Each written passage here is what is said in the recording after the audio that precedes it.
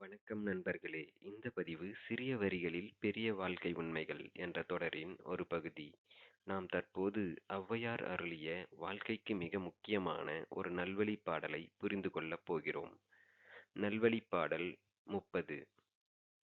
தாம் தாம் முன் செய்தவினை தாமே அனுபவிப்பார் பூந்தாமரையோன் பொறிவழியே. வேந்தே ஒறுத்தாரை என் செய்யலாம் ஊரெல்லாம் ஒன்றா வெறுத்தாலும் போமோ விதி.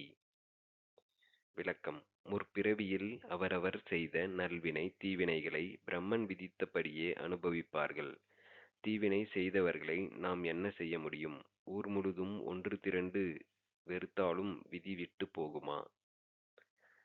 English meaning. In this life, people experience the consequences of the good and bad deeds performed in their past lives, exactly as ordained by Brahma. What can we do about those who have committed evil deeds?